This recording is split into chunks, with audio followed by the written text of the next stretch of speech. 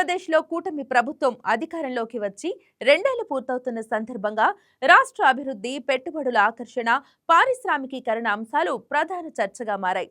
ఎన్నికల సమయంలో రాష్ట్రాన్ని మళ్లీ పెట్టుబడులకు అనుకూల గమ్యస్థానంగా తీర్చిదిద్దుతామని హామీ ఇచ్చిన సీఎం చంద్రబాబు నాయుడు నేతృత్వంలోని ప్రభుత్వం గత 2 ఏళ్లలో దేశీయ, విదేశీ పెట్టుబడులను ఆకర్షించేందుకు విస్తృతంగా కసరత్తు చేసింది. పెట్టుబడిదారులతో ప్రత్యక్ష సమావేశాలు, అంతర్జాతీయ సదస్సులు, పారిశ్రామిక విధానాల సరళీకరణ, మౌలిక సదుపాయాల అభివృద్ధి వంటి చర్యల ద్వారా రాష్ట్రాన్ని పెట్టుబడుల కేంద్రంగా నిలపాలన్న లక్ష్యంతో ప్రభుత్వం ముందుకు సాగింది. ఫలితంగా ఇంధనం, డేటా సెంటర్లు, ఎలక్ట్రానిక్స్, గ్రీన్ ఎనర్జీ, ఐటీ తయారీ రంగాల్లో పలు ప్రముఖ సంస్థలు ఆంధ్రప్రదేశ్లో పెట్టుబడులు ప్రకటించాయి.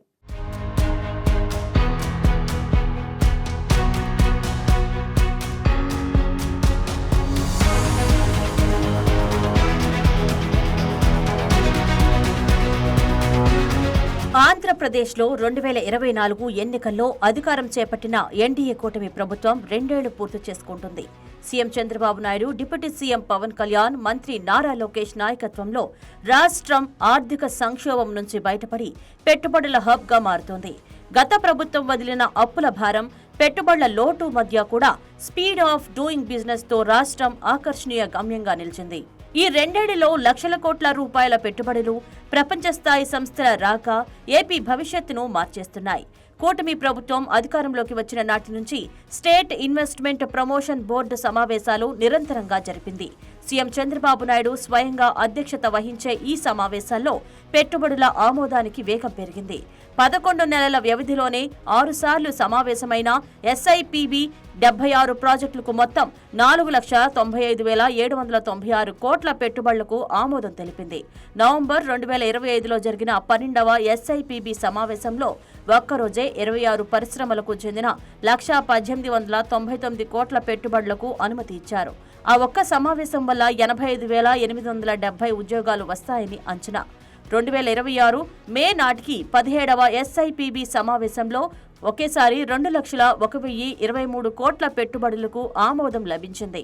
మొత్తంగా 13 ఎస్ఐపిబి సమావేశాల్లో 8,55,000 కోట్ల పెట్టుబడులకు ఆమోదం తెలపడం రాష్ట్రం వేగాన్ని నిరూపిస్తోంది.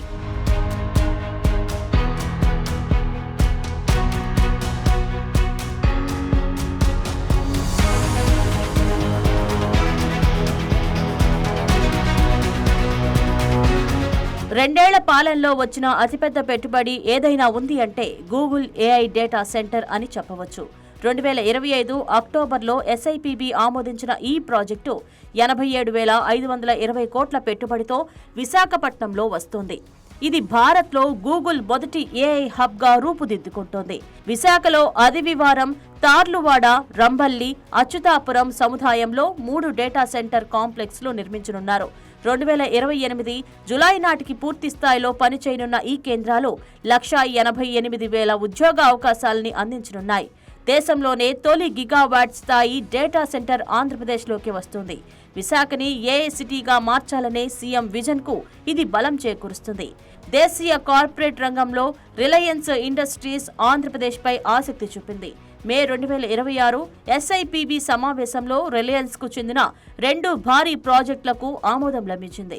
విశాఖపట్నంలో 1,08,010 కోట్ల పెట్టుబడితో అత్యాధునిక డేటా సెంటర్, శ్రీ సత్యసాయి జిల్లాలో 51,300 కోట్ల పెట్టుబడితో solar power plus battery energy storage project.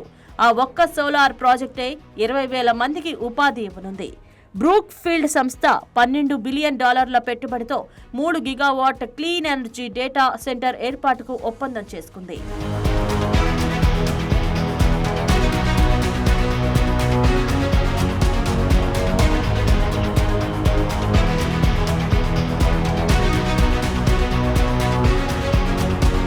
జనవరి 2026లో కాకినాడలో ఒక చారిత్రక ఘట్టం జరిగింది.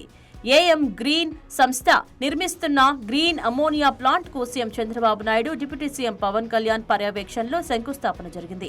ఈ ఒక్క ప్రాజెక్ట్ పలు విశిష్టతలు కలిగి ఉంది. వార్షికంగా 15 లక్షల టన్నుల గ్రీన్ అమోనియా ఉత్పత్తి చేయనున్న ఈ ప్లాంట్ ప్రపంచంలోనే అతిపెద్ద గ్రీన్ అమోనియా సముదాయకంగా గుర్తింపు పొందింది. 7.5 gigawatt renewal energy, 2 gigawatt pumped storage, 1950 megawatt electrolyser సామర్థ్యంతో నడిచే ఈ ప్రాజెక్టు 84,000 కోట్ల పెట్టుబడిని ఆకర్షిస్తుంది. జర్మనీ, ఇతర దేశాలకు గ్రీన్ అమోనియా ఎగుమతి చేయడం ఈ ప్రాజెక్టు ప్రత్యేకత. 2027 జూన్ నాటికి ఉత్పత్తి ప్రారంభమవుతోందని అంచనా. దేశంలో సెమీకండక్టర్ ఉత్పత్తిలో ఆంధ్రప్రదేశ్ ముఖ్య కేంద్రంగా అవతరిస్తోంది. ఆగస్టు 2025లో కేంద్ర కేబినెట్ ఒడిశా, పంజాబ్, ఆంధ్రప్రదేశ్లలో 4 సెమీకండక్టర్ ప్లాంట్లకు ఆమోదం తెలిపింది. మొత్తంగా పెట్టుబడి 4,600 కోట్లు. ఆంధ్రప్రదేశ్కు చెందిన ఏఎస్ఐపి టెక్నాలజీ సంస్థ ఈ ప్రాజెక్టులో భాగస్వామిగా ఉంది. 2,000 మందికి పైగా నేరుగా ఉద్యోగాలు కల్పించనున్న ఈ ప్రాజెక్టులు రాష్ట్రంలో చిప్ తయారీ పరిశ్రమకు పునాది వేస్తున్నాయి. నవంబర్ 2025లో విశాఖపట్నంలో జరిగిన సిఐఐ పార్ట్నర్షిప్ సమ్మిట్ ఆంధ్రప్రదేశ్ పారిశ్రామిక చరిత్రలో మైలురాయి. 2 రోజుల సమ్మిట్లో 400 కంపెనీలతో ఎంఓయూలు కుదిరి మొత్తం 11 లక్షల కోట్ల రూపాయల పెట్టుబడులు వచ్చాయి. 13 లక్షల ఉద్యోగాలు కల్పించగల సామర్థ్యం ఉన్న ఈ ఒప్పందాలు విద్యుత్, ఫుడ్ ప్రాసెసింగ్, పారిశ్రామిక, ఐటీ వ్యాపార రంగాల్లో కుదిరాయి. ఏఎం గ్రీన్ గ్రూప్తో కాకినాడలో గ్రీన్ అల్యూమినియం కాంప్లెక్స్ కోసం 4,000 కోట్ల ఒప్పందం ఈ సమ్మిట్లో కీలకంగా నిలిచింది.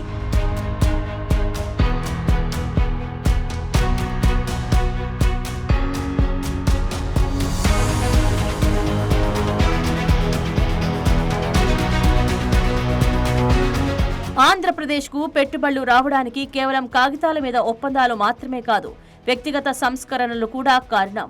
కూటమి ప్రభుత్వం 23 కొత్త పాలసీలు రూపొందించింది. పరిశ్రమలకు ఇచ్చే రాయితీలను సకాలంలో అందించేందుకు ఎస్క్రో ఖాతాలు తెరిచిన మొదటి రాష్ట్రంగా ఆంధ్రప్రదేశ్ నిలిచింది. పెట్టుబడిదారులకు 15 రోజుల్లో అన్ని అనుమతులు ఇస్తామని ముఖ్యమంత్రి హామీ ఇచ్చారు. ప్రతి ప్రాజెక్టు ఎంఓయూ సంతకం నుంచి గ్రౌండింగ్ వరకు ప్రత్యేక డాష్బోర్డ్ ద్వారా ట్రాక్ చేసే పారదర్శక విధానాన్ని అమలు చేస్తున్నారు. యువ పారిశ్రామికవేత్తలను పోషించడానికి Andhra Pradesh innovation and startup policy 2024-2029 ప్రకటించారు. వచ్చే 5 ఏళ్లలో 20,000 స్టార్టప్లు సృష్టి, కనీసం 1,00,000 మందికి ఉపాధి కల్పించడమే లక్ష్యం. ఆర్థికేతర మద్దతు కోరే వారికి దరఖాస్తు అవకాశం కల్పించారు. ఐటీ, ఎలక్ట్రానిక్ పరిశ్రమలకు ప్రోత్సాహకాల కోసం బడ్జెట్లో 300 కోట్లు కేటాయించారు. విదేశీ పెట్టుబడులే కాదు, దేశీయ పారిశ్రామికవేత్తలు ఆంధ్రప్రదేశ్పై ఆసక్తి చూపారు. ఆదాని హైడ్రో ఎనర్జీ కడప జిల్లాలో 12,297 కోట్ల పంప్డ్ స్టోరేజ్ ప్రాజెక్టుకు ఎస్ఐపిబి ఆమోదం పొందింది. నెల్లూరులో టాటా పవర్ 6,675 కోట్ల విద్యుత్ ప్రాజెక్టు ఆమోదించారు. నంద్యాలలో రామ్కో సిమెంట్స్ 1,500 కోట్ల సిమెంట్ ఫ్యాక్టరీకి అనుమతి ఇచ్చారు. నాయుడుపేటలో 3,538 కోట్ల రెన్యూవల్ ఎనర్జీ ప్రాజెక్టు కూడా ఆమోదం పొందింది.